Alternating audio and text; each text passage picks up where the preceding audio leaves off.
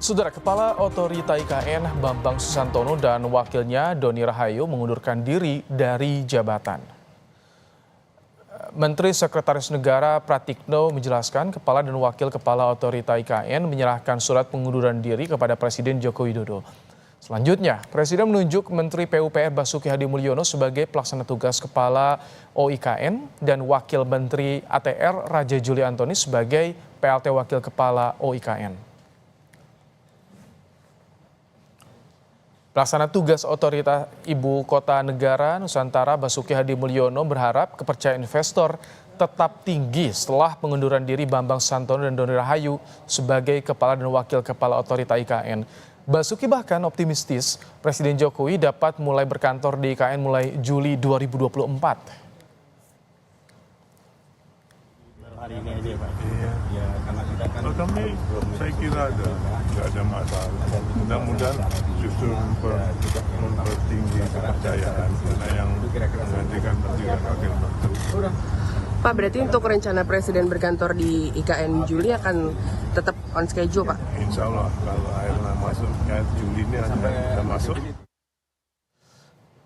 Sebelumnya Menteri PUPR Basuki Hadimulyono memastikan Presiden Joko Widodo akan berkantor di Ibu Kota Negara setelah instalasi air IKN selesai. Pengerjaan saluran air ditargetkan rampung pada akhir Juni atau awal Juli 2024. Basuki menjelaskan perkembangan pembangunan saluran air di IKN.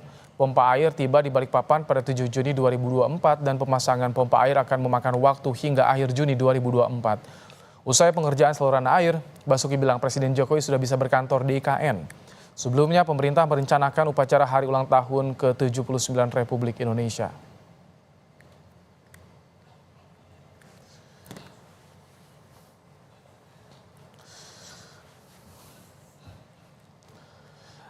Apa sebenarnya alasan dua bos Otorita IKN mundur di tengah rencana Presiden berkantor di Ibu Kota Nusantara? Saudara, kita akan bahas bersama Pelaksana Harian Deputi Kepala Staf Presiden Ali Mokhtar Ngabalin. Ada juga anggota DPR fraksi Demokrat dari Dapil Kalimantan Timur Irwan dan Direktur Eksekutif Lingkar Madani Rai Rangkuti. Selamat petang Bapak-Bapak. petang. Baik. Yang pertama ingin ke Bang Ngabalin. Bang Ngabalin, apa sih alasan bos IKN ini mundur? Ada infonya nggak Bang Ngabalin? Yang pertama saya klarifikasi dulu, kemarin memang PLT sekarang sudah ada di putih definitif. Ya. Oh, udah definitif ya? Saya juru bicara kantor staf presiden dan tenaga ahli utama KSP. Baik. Oke, bagaimana tadi pertanyaannya? Ya, apa alasan Bambang Susantono dan Doni Rahayu ini mundur dari IKN, Pak Ngabalin? Oke, apapun alasan atau bentuk pertanyaannya, pertama kita harus berikan apresiasi kepada kedua beliau yang luar biasa, ya, punya dedikasi kerja yang tinggi dan hari ini IKN telah mencapai 80 sampai memasuki 90%. Itu kerja nyata. Jadi kalau ditanya apa alasannya, tentu saya harus ingin menyampaikan bahwa ini menjadi satu keputusan yang sudah diambil oleh kedua beliau dan jangan lupa keputusan ini juga bukan keputusan yang datang mendadak, tetapi keputusan ini keputusan yang sudah juga dibicarakan, didiskusikan dengan Bapak Presiden dalam waktu yang cukup lama dengan Pak Seknek, sehingga mari kita lihat ini sebagai bagian yang tidak terpisahkan dari sebuah upaya. Memangnya kapan Pak Ngabalin diserahkan ini mundurnya tuh, resminya mundur itu kapan Pak? Wakil dan kepala dan wakilnya? Dibicarakan beberapa bulan yang lalu, tapi seperti biasa kan kita tahu bahwa atau pengunduran diri seorang pejabat di sekretariat negara di kantor presiden itu kan juga tidak bisa serta-merta kemudian langsung disetujui. Oke. Gitu. Baik, Bang Rai, bagaimana Anda melihat ini kepala dan wakil kepala Otorita IKN mundur, sudah ada pembicaraan beberapa bulan yang lalu. Anda melihatnya ini ada apa nih Bang Rai, kalau menurut Anda, kacamata Anda nih seorang Bang Rai Rangkuti? Kan kalau menurut Bung Mokhtar Ngabalin bahwa kinerja dua orang ini sebetulnya sangat bagus ya. Artinya targetnya sudah mencapai 80%, sisa 20% lagi yang belum gitu. Nah, umumnya sih kalau target kinerja orang begitu bagus, lalu mengundurkan diri, artinya bukan karena kinerja yang bersangkutan ini mengundurkan diri gitu. Itu pertama. Dan biasanya juga kalau sudah kinerja bagus, pimpinan itu akan enggan untuk meloloskan atau mengabulkan permintaan mundur dari pejabat yang bekerja secara bagus dan benar gitu. Nah, tapi kan kedua-duanya kelihatan nggak jalan tuh. Ya kan, kita dengar misalnya pernyataan Ketua Otorita IKN baru sekarang, Pak Menteri Basuki, yang menyebut ada persoalan soal pembebasan lahan tanah dan sebagainya gitu ya. Nah, dan itu yang akan dikebut, yang menimbulkan ketidakpercayaan para investor, kata Pak Menteri PUPR ya. Sekarang kita sebut sebagai, karena jabatan perhubungan yang DKI ini sebagai Ketua IKN baru kan gitu ya. Nah, jadi kayaknya agak bersebelahan tuh dengan yang disebutkan oleh Bung Muhtar tadi. Nah, dari kalau kita baca dari situ kan, pertama kan mana ada orang yang kinerjanya sukses kok malah diterima pengunduran dirinya. Kecuali oleh hal-hal yang memungkinkan memang pengunduran itu lazim untuk diterima. Misalnya sakit, kan kira-kira begitu ya. Atau yang bersangkutan menginginkan untuk... Ini bukan ada arah ke transisi pemerintahan atau Jokowi menyiapkan orang-orang baru. Ada arah ke sana nggak sih menurut Anda, Bang Ray? Ya, yang menarik itu adalah mencuatnya Ketua Otorita IKN yang lama mengundurkan diri itu setelah Saudara Ridwan Kamil dipilih oleh Presiden sebagai Ketua Kurator IKN. Kurator, iya. Ya, saya melihatnya ada semacam kerja yang tumbang tindih menurut saya itu. Jadi kurator ini kan sebetulnya adalah orang yang memberi semacam perizinan lah ya untuk melanjutkan satu program, satu visi atau satu apapun namanya terkait dengan pembangunan di IKN. Nah, mungkin ada semacam ketersinggungan ya menurut bahasa saya itu dari dua pejabat yang lama yang merasa kemudian tingkat sukses mereka seperti yang diklaim oleh Pak Muhtar Ngabalin, kok seperti tidak diapresiasi gitu loh. Kalau kinerjanya bagus, sampai tingkat kesuksesannya sampai 80%, ya untuk apa lagi kurator-kurator itu gitu loh kira-kira. Kan kurator ini kan seperti orang yang ingin mengevaluasi apakah satu proyek pembangunan ini tepat atau tidak gitu. Nah, itu diperkuat lagi oleh pernyataan Saudara Ridwan Kamil yang mengatakan bahwa salah satu sebab mengapa beliau dipilih oleh Presiden sebagai Ketua Kurator karena tidak ingin pembangunan di IKN itu dibuat dengan ecek-ecek gitu loh kira-kira. Saya sebelum ke Bang Irwan ya. Artinya mungkin ada soal yang saya sebut tadi ya, soal semacam ketersinggungan karena ada semacam kerja-kerja yang dianggap tidak profesional, yang dianggap ecek-ecek, atau yang dianggap pada tingkat tertentu tidak dipercaya oleh Presiden gitu. Sebelum ke Bang Irwan, saya sedikit ke Bang Ngabalin. Tadi kayaknya ingin menanggapi juga soal ketika ada tumpang tindih disebutkan nama Ridwan Kamil. Bagaimana Bang Ngabalin? Tidak ada program strategis nasional yang dilaksanakan oleh pemerintah. Jangan lupa, ini program strategis nasional, ini ibu kota negara yang dikerjakan atau dilaksanakan itu dengan sembrono. Ya, itu ingat itu kalimatnya. Dua perkara penting yang harus difokuskan itu adalah terkait dengan masalah kepemilikan tanah. Tadi disinggung oleh Rai ya, soal kepemilikan tanah. Apakah tanah itu disewa, apakah tanah itu dibeli, dijual, atau ada kerjasama pemerintah dengan badan usaha. Harus ditahu benar bahwa begini, karena kami itu di kantor staf presiden itu hampir setiap bulan, dalam satu bulan pasti mondar-mandir. Kami buat KSP mendengar di sana atas perintah Jenderal Muldoko, kami datang mondar-mandir dan melihat status tanah, kemudian melihat investasi dan lain-lain sebagainya. Jadi kalau hubungan antara kepala otorita IKN dan wakil kepala otorita IKN dengan Bung Ridwan Kamil yang ditunjuk oleh Presiden, ini tidak ada sama sekali. Tidak ada hubungannya. Karena itulah maka kenapa saya tadi memulai dengan membicarakan ini bahwa komitmen Mas Bambang dan Mas Dhani dalam percepatan. Karena begini, posisi Pak Basuki dengan wakil Pak Raja Juli Antonio ini adalah untuk mempercepat pembangunannya. Sementara posisi Pak Bambang dan Mas Dhani, mantan wakil kepala otorita itu adalah orang-orang yang punya komitmen untuk ikut serta dalam mempercepat pembangunan IKN ini. Jadi dalam posisi ini bukan menjadi perkara yang harus diperdebatkan, tapi kalau Bung Rai karena kan beliau sahabat kawan saya. Saya kasih kesempatan Bang Irwan ya, Bang Abalin.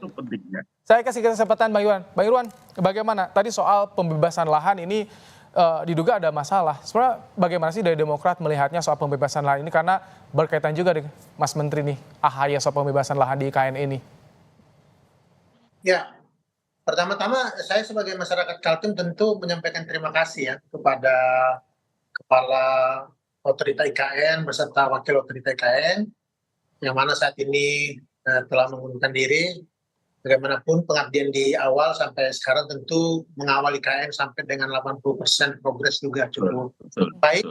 Tapi sebenarnya kalau saya melihatnya bahwa ini tindakan yang tepat gitu kalau bicaranya percepatan, karena hampir sebagian besar pembangunan infrastruktur dasar IKN itu memang selama ini kami di Komisi 5 itu sebagian besar dilaksanakan oleh Kementerian PUPR. Jadi kemudian kalau langsung ditangani oleh Menteri PUPR untuk pembangunan infrastruktur dasar IKN ini udah tepat dan itu pasti akan tuntas. Kemudian terkait pembebasan lahan, justru dengan wakil ATR BPN yang kemudian menjadi wakil otorita IKN itu juga bukti keseriusan Pak Presiden untuk kemudian menuntaskan masalah ini. Jadi kalau menurut saya sih pergantian kepala otorita ini hal yang biasa. Kalau mundur ya ada penggantinya. Jadi yang sebelumnya terkesan mandek seperti itu Bang Irwan? Tidak ada mandek karena buktinya kan justru sangat cepat ya. Karena ini walaupun wacananya di 2019, saya pikir efektivitas anggaran maupun fisiknya itu di 2022, 2023 sampai dengan 2024 ini sudah 80%. Saya pikir itu kita harus apresiasi ya pemerintah di sini. Tetapi kalau bicara mengenai permasalahan yang dihadapi, saya pikir kepala otorita IKN yang kemudian mundur tetapi mendapat tugas baru untuk percepatan kerjasama investasi dari asing internasional IKN itu juga saya pikir ini sangat-sangat biasa dan justru ini melihatkan keseriusan pemerintah, keseriusan Pak Jokowi. Anda lihat ini bisa sesuai target Bang Irwan? Pembangunan IKN ini bisa lebih cepat dari target ya kalau bicara misalnya untuk penggunaan upacara kemerdekaan ya 17 Agustus 2024, saya pikir tuntas. Besok akan diresmikan bendungan Spapus oleh PUPR. Tapi ini investor asing kan belum pada masuk nih, nanti pendanaannya bagaimana? Investasi kan 47,5 T ini per Januari 2024 nih. Benar. Masih kurang dari separuhnya nih. Justru kemudian kalau wakil otorita IKN-nya dari Kementerian ATR BPN, saya pikir justru masalah kepastian atas tanah ya di IKN ini justru bisa lebih fokus lagi. Dan itu memang yang diharapkan oleh pemerintah saat ini. Jadi kalau saya melihatnya bahwa kejadian ini adalah kejadian biasa, tetapi hikmahnya saya pikir akan ada percepatan terkait pembangunan IKN dalam beberapa bulan ke depan. Baik. Bang Abalin, saat ini data yang investasi yang sudah masuk berapa sih nilainya? Kami data terakhir yang dapat diperoleh 47,5 triliun itu per Januari ini. Kalau yang Anda peroleh sampai bulan ini bagaimana? Apakah bisa sesuai target, Bang Abalin? Ya, karena bentuk daripada upaya pencapaian target itulah maka tadi Bung Irwan menyebutkan besok itu Bapak Presiden bahkan akan melakukan groundbreaking-nya untuk yang ke-6 kalinya. Karena apa? Ini memang sebagai bukti yang ditujukan tentang bagaimana persiapan keberhasilan yang akan dilakukan pembangunan IKN. Kalau Anda tanyakan tentang berapa jumlah dan target, mungkin kalau pertengahan bulan Juli atau sampai dengan Agustus ini, tadi yang tadi disebutkan juga, saya tadinya juga sudah menjelaskan itu terkait dengan lahan dan bagaimana investasi. Tugas khusus juga yang tadi disebutkan oleh Bung Irwan itu. Jadi saya ingin mengatakan bahwa ini adalah salah satu langkah dan upaya yang dilakukan oleh Presiden dan besok ini menjadi tahapan yang keenam dari groundbreaking-nya yang dilakukan oleh Bapak Presiden. HUT RI jadi di IKN bisa terlaksana, Bang Abalin? Kalau Bung juga berkenan untuk bisa hadir, Kompas dan beberapa wartawan yang lain boleh juga itu bisa lihat. Saya juga meyakinkan teman dan publik bahwa insya Allah 17 Agustus 2024 ini akan dilaksanakan upacara di IKN. Oke, tentu itu menanti ya, menarik untuk ditunggu karena bagaimana pelaksanaan HUT RI di IKN.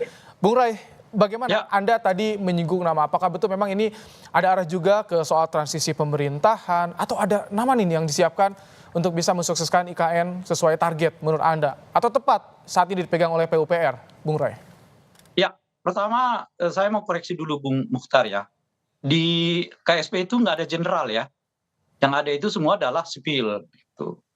Jadi jangan lagi menyebut Jenderal Muldoko itu pangkat di ketentaraan. Itu penting diingatkan dulu ya. Oke. Nah yang kedua adalah, baik, kita langsung ke substansinya ya.